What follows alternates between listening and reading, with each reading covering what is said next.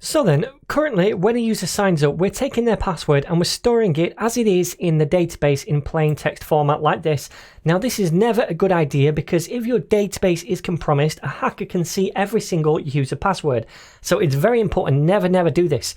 We should always hash a password before we store it in the database. So now we're going to do that. So we want to hash a password just before the user document is created in the database.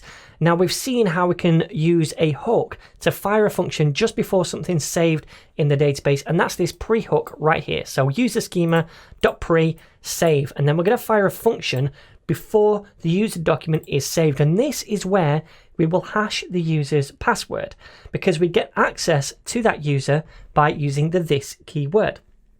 Now, in order to hash the password itself, we're going to install a third-party package called bcrypt, and bcrypt specializes in this. So let us go to the second terminal over here and type in npm install bcrypt, like so.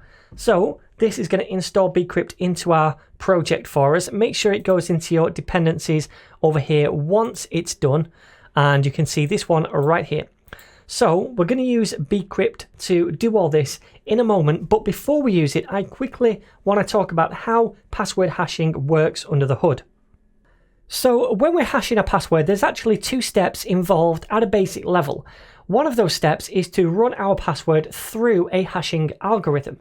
Now, a hashing algorithm takes in a text password and it generates a longer, more seemingly random string. So you can think of this as a bit like a coded password. So it's already a bit more secure. But this alone isn't enough because hackers can reverse engineer simple hashed passwords. So another step is to generate something called a salt and attach it to the password before it's hashed. Now, a salt is a string of characters separate from the password itself. So then the end result is a hashed password and salt combination, which is then stored in the database. This is going to be the process we take when a new user signs up. We take the password they tried to sign up with, we attach a salt, hash it, and then store that in the database.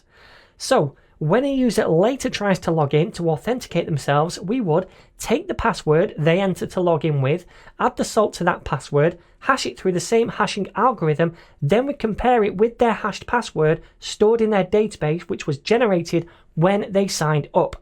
If they match, then we know that it's the correct password and we log them in. If they don't, then they're not logged in. So this is what we're going to be doing for our website. Now, it's not that complex to set up, and in fact, bcrypt, the package we just installed, makes it really easy to do. Alright, so let's give this a whirl. This is the package bcrypt we installed just earlier. So now inside the user model file, I'm going to import that at the top. So const bcrypt is equal to require, and it's bcrypt, the package we want to require. Okay, so down here we can use that inside this pre-save hook. So what do we want to do? Well, first of all, we want to generate a salt. So we'll say const salt is equal to bcrypt.gen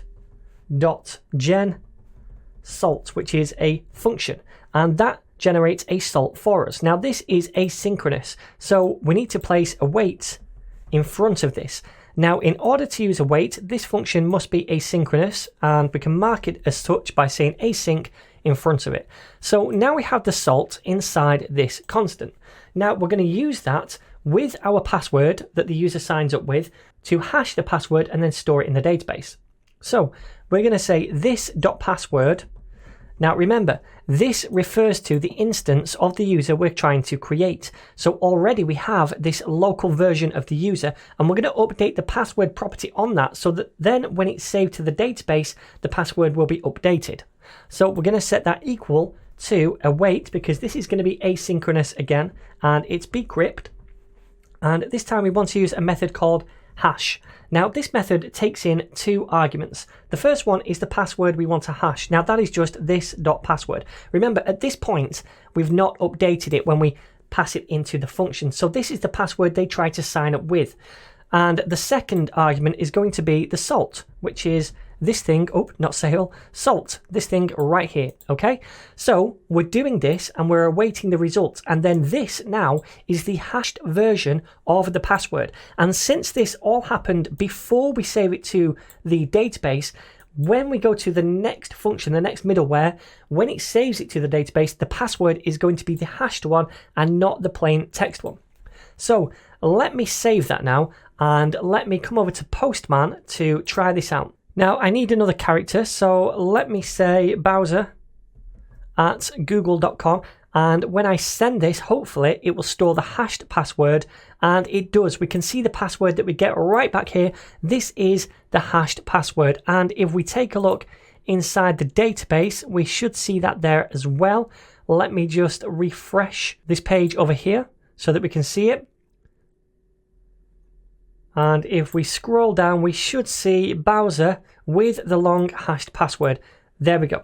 So this is probably a good time to delete all of the other users, because we don't want to store those anymore because they don't have hashed passwords. And if you keep those in, later on down the line, if you try to log in with some of these users, it's not going to work because we're going to be comparing hashed passwords, not these original passwords. Okay, so delete all of those until we're left with just this user with a hashed password.